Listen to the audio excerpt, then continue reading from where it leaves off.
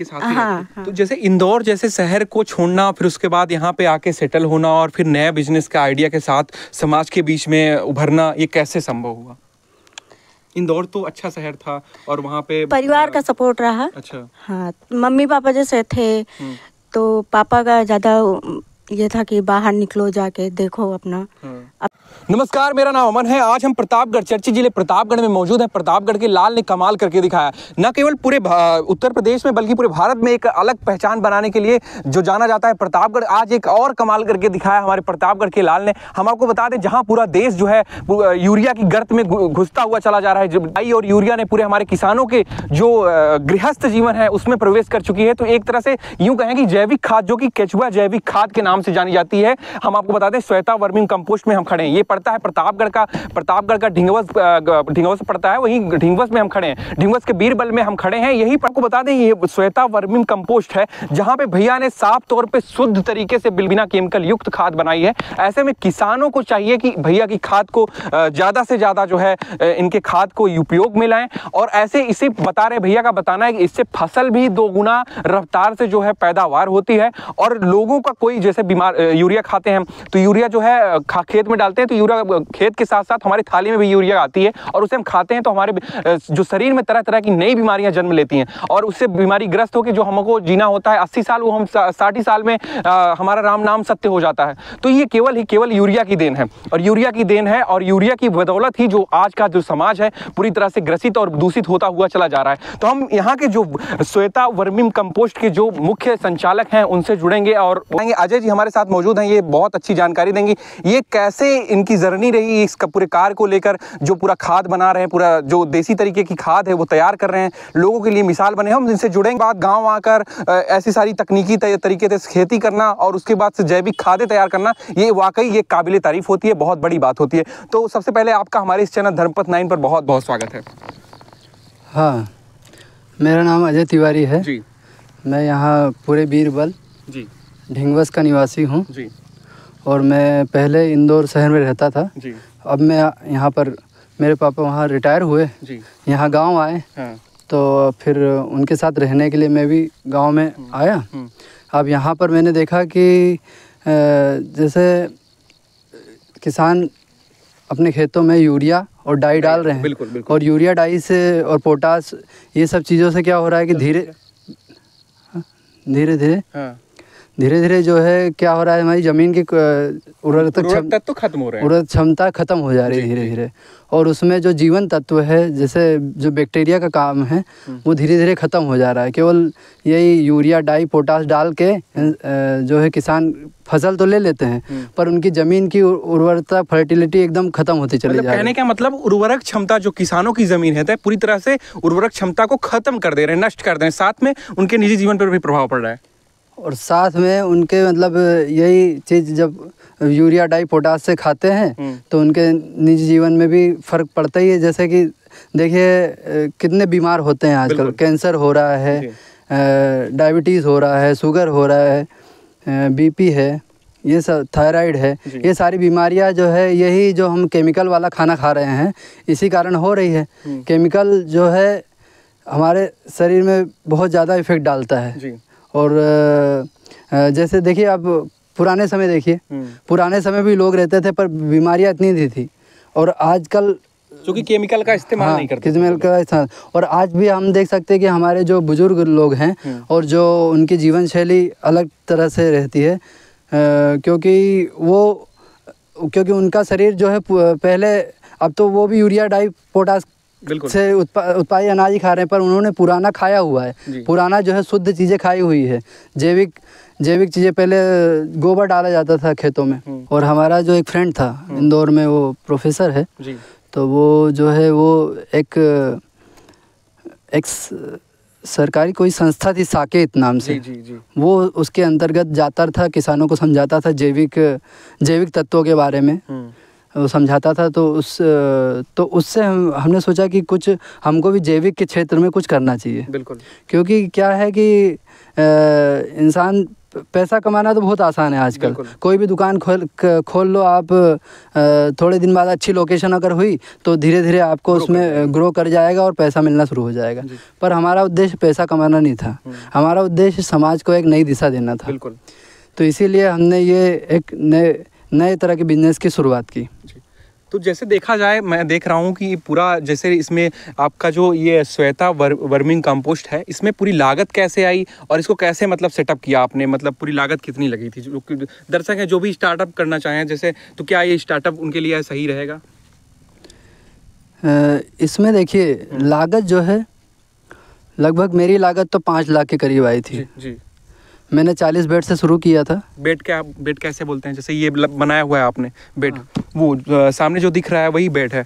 हाँ देखिए, आइए चलिए दिखाते हैं। हम अपने दर्शक को बता दें कि वही भैया उसी को बेड बोल रहे हैं जो इसे लंबा लंबा बिछाया गया, क्योंकि वहाँ पे जो किसानों से जो जिनके यहाँ जानवर रहते हैं उनके यहाँ से गोबर खरीदा जाता है। गोबर के साथ साथ जो केचुआ बोलते हैं ना, केचुआ को खरीदा जाता है। कहाँ से लाते हैं भैया केचुआ को? कहाँ से लाते हैं आप केचुआ? हमने लखनऊ से BNS ऑर्गेनिक एक वर्मी कंपोस्ट प्लांट है जी।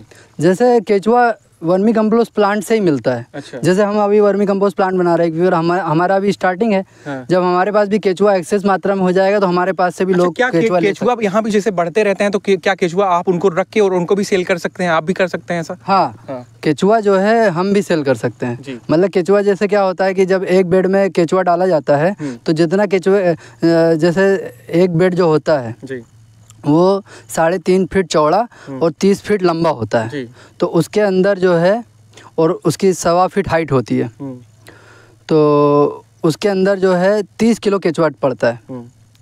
और जो है 30 किलो केचुआ लगभग ये दुगना हो जाता है जब ये पूरी खाद बन के तैयार होगी।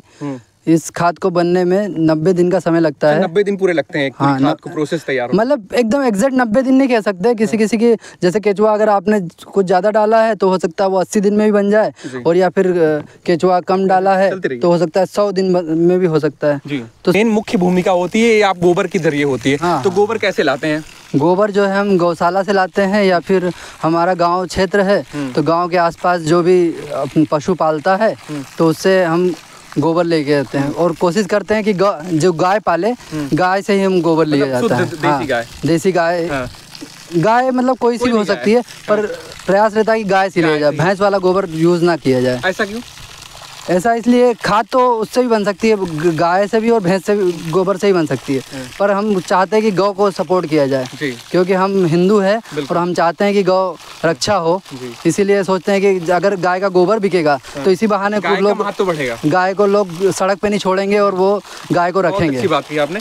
तो ये जो गोबर है इसको पहले कैसे लाते हैं? किसानों के यहाँ से लाके फिर क्या करते हैं? किसानों को लाके फिर यहाँ पर ढेर बना दिया जाता है और फिर फैला दिया जाता है, और फिर फैला के ऐसे पानी से डाला जाता है इसमें। ये मतलब फैला के गोबर, फिर उसके बाद पानी डालते हैं। पानी डालते हैं, एक तरह से कहें इसे ठंडा किया जाता है। गोबर की गर्मी गर्म रहता है, गोबर की गर्मी को शांत किया जाता है, और इसको लगभग आपको 6 से 7 दिन शांत करना पड़ता है। 6 से 7 दिन ऐसे बराबर पानी डालते रहेंगे। और अगर आपने गोबर शांत नहीं किया तो क्या होगा, उसकी गर्मी से केचुए मर जाएंगे आपके। अच्छा। इसीलिए इनको ठंडा किया जाता है, उसके बाद फिर इसमें केचुआ डाला जाता है। उसके बाद हमको जो है उसकी जमीन तैयार करना पड़ती है। जो है जमीन ऐसी होना, गड्ढे खोदने पड़ते? नहीं, गड्ढा नहीं खोदना पड़ता। इसमें जो है आपकी जमीन जो होना चाहिए ऊंचाई पे होना चाहिए थोड़ी सी। अच्छा, जैसे हाँ, जैसे पानी रुके ना। अगर पानी रुकेगा तब भी आपका केचुआ मर जाएगा। अच्छा, पानी रुकेगा तब भी मर जाएगा? तब मर जाएगा। हाँ, तो उसमें पानी ऊंचाई पे होना चाहिए और प्लेन होना चाहिए। उसमें ही बेड जहाँ आप बना रहे हैं उतनी जगह को आप प्लेन कर दीजिए। जैसे मट्टी, कहीं गड्ढा उड्ढा है तो मट्टी ला के डाल दीजिए, एकदम प्लेन हो जाए वो। और फिर उस पर जो है आप ऐसे देखिए, ये 3.5 फीट चौड़ा, ये 3 फीट का 3 गैप है, 3 फीट या 3.5 फीट चौड़ाई और लंबाई लगभग 30 फीट। जी। आपको ये ऐसे बेड बनाना पड़ता है गोबर का। ये इसको बेड बोलते हैं, मतलब भैया की भाषा में इसको बेड बोलते हैं। और ऐसे 3.5 फीट के गैप दे करके इसको बनाया जाता है। फिर वो उसके ऊपर से जो किसानों द्वारा गोबर लाया जाता है उसी पे मतलब ऐसे लगाया जाता है। हाँ, ये गोबर ऐसे तसले से डाल दिया जाता है। शुरुआत में 3 तसला डाला जाता है, उसके ऊपर 2 तसला डाला जाता है। अच्छा। एक ये मेथड है हमारा। वैसे हाइट मेजर करने की जरूरत नहीं पड़ती इसमें, हाइट अपने आप वो 1.25 फीट के लगभग हो जाती है। और उसके बाद ये पराली जो है, धान की पराली, पराली से इसको बराबर ढक दिया जाता है और कोशिश की जाती है कि अच्छे से ढका रहे, कहीं भी दिखा ना रहे।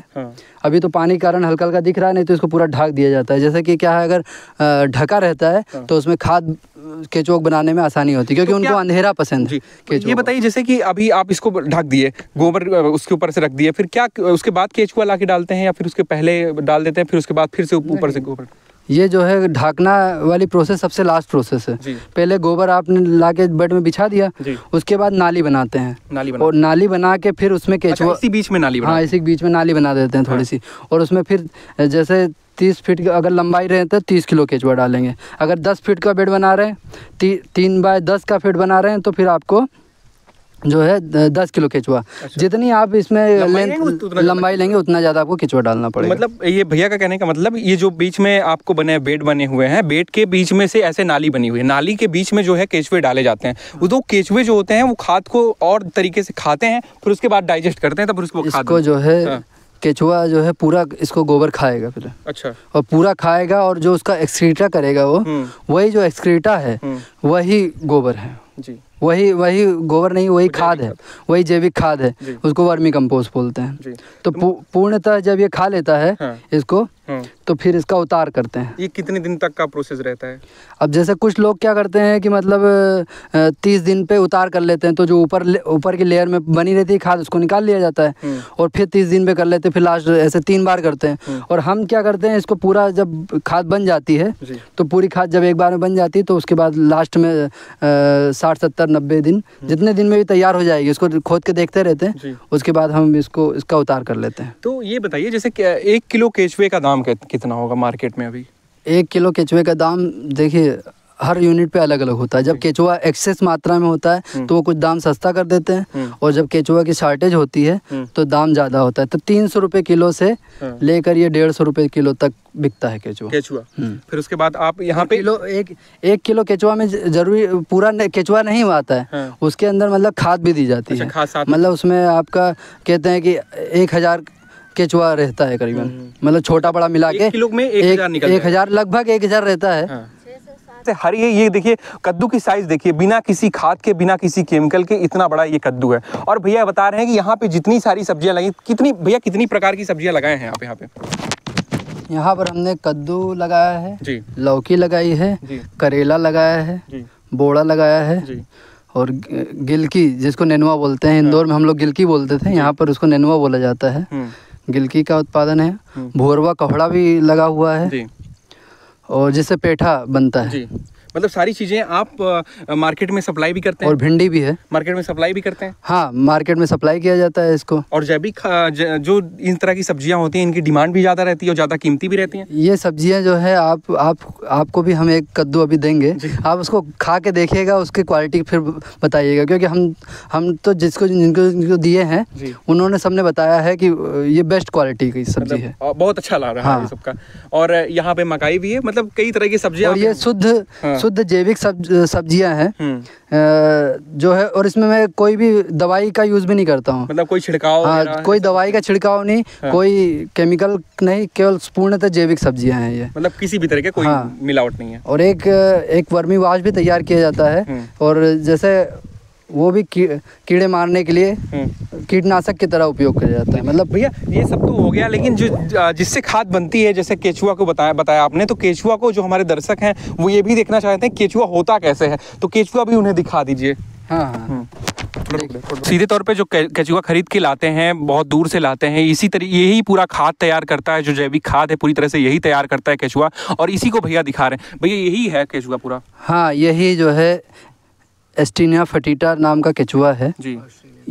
ऑस्ट्रेलिया का केचुआ है ये। अच्छा। इंडिया में आया हुआ है। हाँ। पर यही सब वर्मी कंपोस्ट तैयार करने के लिए। क्या देसी केचुए का इस्तेमाल नहीं कर सकते इन सब खादों के लिए? नहीं। हाँ। इसके लिए देसी केचुए का इस्तेमाल नहीं किया जा सकता। ऐसा क्यों? वो मिट्टी खाने वाले केचुए हैं। मतलब ये गोबर नहीं खाएंगे? ये गोबर खाते हैं। मतलब जो देसी केचुए होते हैं वो जो है 10% जो है जैविक पदार्थ खाते हैं, और 90% जो है केमिकल, 10% जो है जैविक पदार्थ खाते हैं, और 90% मिट्टी खाते हैं। जबकि ये जो ऑस्ट्रेलियन ब्रीड है, इसका नाम है एस्टीनिया फटीटा, ये जो है 90% साइज इतनी ही होती है। 90% गोबर खाता है और 10% जो है ये मिट्टी खाएगा। खाता है। मिट्टी में ये ज़्यादा दिन तक जीवित नहीं रह सकता है। अच्छा, तो ये मतलब इसकी इन जो केचुए हैं इनकी साइज इतनी ही रहती है? नहीं, ये अभी जो है बड़े होंगे अभी तो। ये बड़े हो जाते हैं ये। हाँ। ये जो है ये अभी बच्चे हैं। भैया बता रहे हैं कि जैसे अभी ये जो धूप है, धूप के कारण जो केचुए हैं वो नीचे चले गए हैं, लेकिन फिर भी भैया ने केचुओं को दिखाया जो पंगत में लगाए हुए हैं। और ये भैया की जो है यहाँ पे पूरी तरह से कहें कि जो जैविक खाद तैयार कर रहे हैं, उनके ऊपर जो बेड लगे हुए हैं, बेड के ऊपर इन्होंने सब्जियां लगा दी हैं। सब्जियों के लगाने के हिसाब से बताया जा रहा है कि भैया शुद्ध तरीके से सब्जियां यहाँ पे उगाते हैं और जो मार्केट के व्यापारी आते हैं वो सब्जियां यहाँ पे आके खरीदते हैं और उसे मार्केट में सेल करते हैं। पूर्णतः शुद्ध सब्जियां होती हैं, क्योंकि आजकल मार्केट में आप देखते होंगे तरह तरह की जो है केमिकल युक्त सब्जियां जो है मार्केट में जो ग्राहक है उनके तरफ परोसा जा रहा है। ऐसे में जो उनके खाने में जो एक तरह से कहें जहर परोसा जा रहा है, ये पूरी तरह से जो है शुद्ध सब्जियां यहाँ पे मिलेंगी। और अभी हम यहाँ जानकारी बताएंगे कैसे पूरी तरह से खाद तैयार करने की प्रक्रिया है भैया की, इसको हम आपको दिखाएंगे। पूरी तरह से शुद्ध करेला है। जो लोग होते हैं, बहुत लोगों को करेला पसंद नहीं होता, लेकिन करेले का जूस जो होता है बहुत ही, जो ज़्यादा आदमी बीमार पड़ जाता है उसे दिया जाता है और वो ठीक भी हो जाता है। इतना अच्छा, इतनी अच्छी साइज है इसकी, क्या मतलब यूरिया और डाई देके इतनी अच्छी साइज हम नहीं कर सकते। पूरी तरह से जैविक खादों को देकर उन्हीं के ऊपर उगाया जा रहा है। तो इतनी अच्छी करेले की शुद्ध करेला इसे बोल सकते हैं हम। तो और इस यहाँ डाला जाता है, हाँ, यहाँ से डाला जाता है, यहाँ से डाला जाता है और इसमें ये छन के खाद हमारी वहाँ बन जाती है। और जो है कचड़ा जो है उसका उधर आगे निकल जाता है, मतलब कचड़ा बाहर निकल जाता है, खाद यहाँ पे छन जाती है। पैकिंग कैसे करते हैं? इसके बाद जो है पैकिंग क्या प्रक्रिया रहती है? यही बोरियों में देखिए, हाँ, ये कट्टे बंधे हुए हैं, इसी में जो है खाद पूरी तरह से पैकिंग होती है। और खाद एक बार हमारे दर्शक को दिखा दें, पैकिंग होने के बाद खाद कैसी रहती है, जो दर्शक हैं वो भी एक बार देख लें पूरी तरह से खाद। तो भैया ये खाद जब बनती है तो एकदम से पूरा भुरभुरी तरीके जैसे हो जाती है। हाँ हाँ, देखिए गोबर है। हाँ। अब कोई इसको बताएगा ही नहीं कि गोबर नहीं, है। बिल्कुल नहीं बता पर ये गोबर को इसने चेंज कर दिया केचुआ ने। हाँ। अब इसको गोबर नहीं बोल सकते, ये वर्मी कंपोस्ट है, क्योंकि पूरा खा के उसने अपना एक्सक्रीटा किया है। हाँ। और वो ये वर्मी कंपोस्ट के रूप में आ गया है। और ये बहुत ही तरीके से जैविक है पूरी, और शुद्ध जैविक खाद है। और ये बहुत बेनिफिशियल खाद है। मतलब ये हमारे ज़मीन से जो कार्बन तत्व खत्म होता जा रहा है, क्योंकि प्लांट की ग्रोथ में सबसे ज़्यादा कार्बन तत्व की ज़रूरत पड़ती है, तो ये कार्बन तत्व को बढ़ाता है। तो मतलब ये वाला भी कंप्लीट नहीं हुआ ना। अच्छा, हाँ, फिर ये जो खाद को बोरियों में भर के ये पहले पन्नी लगाई जाती है। हाँ। कि जैसे इसकी नमी जो है, नमी गायब ना हो। और फिर इसको ऐसे सिल दिया जाता है पूरा। तो सिलाई वाली मशीन अलग से होगी आपके पास? हाँ, बोरी सिलाई की भी मशीन है। ये सिल के ऐसे तैयार होता है जी। ये पूरी बोरी 50 किलो की हमारी बनी है। और ये जो है हमारी सिलाई की मशीन। अच्छा, एक कट्टे की कीमत क्या होगी? एक कट्टे की कीमत इसमें जो है हमारी जी 500 रुपये है। 500 रुपए की एक कट्टे। हाँ, मतलब बहुत ही कम प्राइस में इतनी अच्छी खाद और शुद्ध तरीके से खाद मिल रही है। 10 रुपए किलो में एक खाद है। अच्छा, एक कट्टा जो है वो, पर वहीं जब नर्सरी में जाती है तो इसकी प्राइस अलग होती है। कितनी बढ़ जाती है? जैसे 1 किलो का पैकेट लाइए। अच्छा, पैकेट 1 किलो का भी है? हाँ, 1 किलो का भी पैकेट। ये हमारा 1 किलो का पैकेट है जी। नर्सरी वाले इसको 60 रुपए से 70 रुपए में बेचते हैं।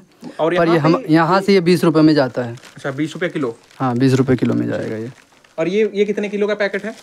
ये जो है 5 किलो का पैकेट है। मतलब ये भैया बता रहे हैं 5 किलो का और 1 किलो का पूरा यहाँ पे भंडार जो है लगा हुआ है। और ये 1 किलो की पैकेट है। अगर यहाँ पे आप लेंगे तो आपको 20 रुपए किलो यहाँ पे पड़ेगी। लेकिन अगर बाहर से नर्सरी से आप खरीदते हैं, चूंकि ये नर्सरी में भी सप्लाई होती है, प्रतापगढ़ में जितनी नर्सरियाँ हैं वो आपको वहाँ पे अवेलेबल होंगी। और ये नर्सरी में जो ये खाद है, जैविक खाद है, ये आपको मिलेगी तो केवल आपको वहाँ पे 60 रुपये देने पड़ेंगे। मतलब कई ज़्यादा गुना पैसे आपको डबल देने पड़ेंगे। तो भैया बोल रहे हैं कि यहाँ पे अगर आप आते हैं, इस खाद को लेते हैं, फिर आपको यहाँ पे कम कीमत में आपको ये खाद मिल जाएगी। तो ये जो 5 किलो का लेंगे तो 15 रुपए किलो के हिसाब से मिलेगा। अच्छा, जैसे जैसे इसकी पैकिंग आपकी छोटी होती जाएगी, इसकी प्राइस ज़्यादा रहेगी। और अगर बड़ी पैकिंग पे जाएंगे, जैसे अब वो 10 रुपए किलो पे पैक होती है बड़ी वाली साइज, और वो जो है 20 रुपए किलो पे है, और ये 15 रुपए किलो पे है। ऐसे 3 प्रकार के हमारे पास अलग अलग है, अलग अलग प्राइस है उनका। मतलब कुल मिला के बाहर पूरी सारी प्रक्रिया रहती है खाद को तैयार करने की, लेकिन जो मुख्य प्रक्रिया रहती है वो यहाँ पे आती है, मशीनों में प्रवेश कराई जाती है। खाद को, कचड़ा जो है बाहर कर दिया जाता है और जो जैविक पूरी तरह से खाद होती है उसको कट्टे के अंदर भर दिया जाता है। गोबर जैसे गोबर को डायरेक्ट पहले डाला जाता था खेतों में जी। तो उससे जो है उसकी गर्मी शांत किए बिना डालते थे तो वो खेतों को दुष्प्रभाव फसल पे डालता है। जी। और उसमें जो है तमाम प्रकार का कचड़ा और जो है बीज रह जाते थे जो अंकुरित हो जाते थे, जिससे खरपतवार बढ़ जाते हैं। पर हमारी जो वर्मी कंपोस्ट है, जब केचुआ अगर बीज किसी खरपतवार का बीज भी अगर उसको खा जाएगा तो उसकी अंकुरण क्षमता खत्म हो जाती है फिर बीज की। वो खाद बन हाँ, तो इस खाद में जो है ना बिल्कुल कचरा नहीं रहता है, शुद्ध खाद रहती है। और ये जो है आपको लगभग 10 कुंटल डालना पड़ेगी जी। एक बीघा में 10 कुंटल डालना पड़ेगी। पर यही है कि आप जैसे 3 साल तक अगर 10 कुंटल डाल देंगे तो फिर 3 साल के बाद आपको इसको आधे भी डालेंगे तो आप प्रोडक्शन उतना ही पाएंगे। मतलब ये क्या जो यूरिया आज के किसान जो है यूरिया डाल रहे हैं, डाई डाल रहे हैं, उससे उपज को बढ़ाने के लिए ये सब करते हैं, तो क्या ये इसको डालेंगे तो उपज उससे ज़्यादा होगी या फिर? देखिए, हाँ। जैसे अगर उपज की बात करें, प्रोडक्शन की बात करें, जैसे 2 प्रकार की चीज़ें हैं। जिसको जैविक पूर्णतः खाना है वो तो इसी को पूरा डाले और अपना जैविक ले, उत्पादन थोड़ा घटेगा, पहले घटेगा पर 3 साल उत्पादन घटेगा। हाँ, 3 साल में बढ़ जाएगा। पर जिसको अगर प्रोडक्शन भी लेना है साथ में तो वो क्या करे, आधा इसको यूज़ करे, फिर आधा उसको यूज़ करे, फिर उसकी मात्रा बढ़ा दे, जैविक खाद की मात्रा धीरे धीरे बढ़ा, मिक्सर करके सर। हाँ, दोनों को मिक्सर करे तो उनके प्रोडक्शन पे भी प्रभाव नहीं पड़ेगा और उनको फिर लाभ भी मिलेगा, जैविक भी हो जाएगा उनका खेत धीरे धीरे। क्योंकि अभी जैसे अगर तुरंत आप इसको 10 कुंटल डाल देंगे 1 बीघा में, पर जो उसके अंदर का जो खेत का जैविक तत्व है, बैक्टीरिया जो है, बैक्टीरिया और सारे केचुए उसमें मर चुके हैं। और इसको डालने से केचुए भी उसमें बढ़ जाएंगे और आपकी जो है बैक्टीरिया बढ़ेंगे। साथ में इसमें केचुआ के साथ बैक्टीरिया भी जाता है, तो जो आपको खेतों को बहुत फ़ायदा करता है। बहुत, चूँकि जो ये वर्मी कंपोस्ट फॉर्म है वो श्वेता जी के नाम से है, जो कि इनकी भैया की पत्नी है, श्वेता जी के नाम ही ये पूरी जो जैविक खाद की प्रक्रिया प्रोसेस चल रही है उन्हीं के नाम चल रही है। तो कैसे देखते हो आप, मतलब इस पूरी प्रक्रिया को कैसा लग रहा है आपको ये सब कर रहे हैं? तो ये सब करने में हमको अच्छा लग रहा है जी। कि कम से कम कुछ समाज के बारे में सोच रहे हैं जी। तो जैसे ये बाहर रहते हैं तो इनके अनुपस्थित में हम यहाँ पे आके देख रेख करते हैं मजदूरों का। आते हो यहाँ पे? हाँ। मतलब इतनी ज़्यादा जिम्मेदारियाँ कैसे आप संभाल लेते हो फिर? जान सब एडजस्ट हो जाता है धीरे धीरे, घर का साथ रहता है, मम्मी पापा का साथ रहता है। इंदौर में आप इनके साथ ही हाँ, रहते हैं। तो जैसे इंदौर जैसे शहर को छोड़ना, फिर उसके बाद यहाँ पे आके सेटल होना और फिर नया बिजनेस का आइडिया के साथ समाज के बीच में उभरना, ये कैसे संभव हुआ? इंदौर तो अच्छा शहर था और वहाँ पे परिवार का सपोर्ट रहा। अच्छा। हाँ, मम्मी पापा जैसे थे तो पापा का ज़्यादा ये था कि बाहर निकलो, जाके देखो, अपना बिजनेस खुद संभालना सीखो। अच्छा, आप तिवारी, मैं क्लास 10th का पढ़ने वाला हूँ। यहाँ पे अभी कई सारे यूट्यूब वीडियो में ये भी बताते हैं शुरुआत में कि इसको आप जब करते हैं तो इसको आप पन्नी पे करें, लेकिन ये हार्श रियलिटी नहीं है यहाँ की। अगर आप करना चाहें तो इसको मिट्टी पे भी कर सकते हैं, क्योंकि जैसे पन्नी पे करेंगे तो ब्लैक कलर जानते हैं, कलर ज़्यादा मतलब हीट बहुत ज़्यादा प्रोड्यूस करता है। केचुए को हीट नहीं चाहिए, वो ठंडी जगह पर रहता है। इससे क्या होता है, जैसे आप पन्नी पे कर रहे हैं तो आप ज़्यादा पानी छिड़काव किए तो पानी वही पन्नी पे रहेगा, इससे केचुए को भी नुकसान होगा। लेकिन जैसे अब मिट्टी पे करते हैं, इससे आपने पानी ज़्यादा डाला, ज़्यादा हुआ, मिट्टी में चला गया, वापस हुए, केचुए वापस आ गए ज़मीन में। तो पन्नी पे करने से ऐसे कुछ लोग कहते हैं कि हाँ पन्नी पे करना ज़्यादा हमारे लिए प्रॉफिटेबल है, केचुए का लॉस होता है। तो केचुआ लॉस कहाँ होगा, जाएगा मिट्टी में ही, वापस उसको खाना वही चीज़ है, गोबर ही, तो वापस आ जाता है गोबर में ही। और इसमें क्या होता है ना कि जो कमर्शियल यूज़ पे करते हैं वो पन्नी पे ही करें तो उनके लिए पन्नी पे ना करें तो ज़्यादा अच्छा है, क्योंकि पन्नी की ज़्यादा कॉस्ट आएगी। पर फिट के हिसाब से पन्नी जैसे 12 रुपये 14 रुपये, जैसे आप जिस क्वालिटी की पन्नी ले उसी क्वालिटी की पन्नी भी मिलती है। तो इसकी वजह से मिट्टी पे करना ज़्यादा प्रेफर करते हैं जो अपने इसको सेलिंग करना चाहते हैं कमर्शियल यूज़ पे, और जो अपने पर्सनल के लिए बना रहे थोड़ा सा, जो 1 बेड 2 बेड लगाते हैं वो लोग पन्नी पे करते हैं, क्योंकि उनको ज़्यादा अपनी प्रोडक्शन कॉस्टिंग नहीं बढ़ानी। मुझे अच्छा लगता है और यहाँ पर मुझे अच्छा लगता है आने में, क्योंकि यहाँ पर अच्छी हवा आती है, शुद्ध हवा, शुद्ध खाद, मतलब जो है अच्छा ये मिल रहा मुझे, है। हाँ। तो ये बताइए कि जैसे जो समाज के लोग हैं वो ये पूरी तरह से शुद्ध खाद ले जाएंगे, जैसे वो पूरी तरह से एक तरह से कहें रासायनिक खादों का प्रयोग कर रहे हैं, हाँ। हमारे निजी जीवन में जो कि असर डाल रही है, जो यूरिया हो गई, डाई हो गई, तो ये शुद्ध तरीके से खाद जाएगी, तो उनके लिए क्या कहना चाहेंगे, इसका उपयोग कैसे करें, वो ले जाएं पूरी तरह से? हाँ, सही रहेगा। हाँ। तो क्या मतलब आगे चल के आप पापा के मार्गदर्शन पे चलना चाहते हो या फिर कुछ अलग जॉब वॉब करना पापा चाहते के मार्गदर्शन, बिजनेस ही करोगे? बिजनेस। करोगे? चलो हम आपको अभी से का यहाँ पे है, मतलब एक बार मैं अपने कैमरामैन से कहूँगा पूरा जो नज़ारा है वो दिखाएं यहाँ का। एक तरह से कहें कि पूरा नीचे बेड लगे हुए हैं, बेड के ऊपर से जो सब्जियाँ उगाई हुई हैं भैया ने, ये वाकई काबिले तारीफ़ हैं। प्रतापगढ़ में एक नाम मिसाल कायम करने का काम कर रहे हैं भैया। और साफ तौर पर देखा जाए तो यहाँ पे मशीनों का बंदोबस्त हुआ है, जो खाद जाती हैं यहाँ से सीधा उनका प्रोडक्शन होता है और यहाँ पे जो है सारी चीज़ें पैकिंग होती हैं। तो कुल मिला के यूँ कहें कि एक नई तकनीकी, एक नई ऊर्जा के साथ शहर से आना और गांव में सेटअप होना, ये वाकई एक मिसाल है। जो लोग हैं उनको सीखने की ज़रूरत है यहाँ से, और खुद भी अपना बिजनेस ऐसे तरीक़ों से स्टार्ट करने से, तो ऐसे तरीके से स्टार्ट कर सकते हैं, अपना खुद का बिजनेस स्टार्ट कर सकते हैं। तो ये वाकई एक लोगों के लिए एक बुनियाद का काम कर रहे हैं भैया, मतलब लोगों को एक अच्छा संदेश दे रहे हैं कि हम कैसे अपना बिजनेस स्टार्ट कर सकते हैं और लोगों को एक नई दिशा दे सकते हैं। क्योंकि जैविक खादों की प्रचलन अभी अपने देश में बहुत ही कम है, गिने चुने ही लोग कर रहे हैं, और जो रासायनिक खाद हैं वो भरमार हो चुकी हैं और उससे तरह तरह की बीमारियां और तरह तरह के रोग ग्रसित हो रहे हैं लोग। कैमरामैन सूरज मिश्रा के साथ मैं मन पांडे, धर्मपथ 9।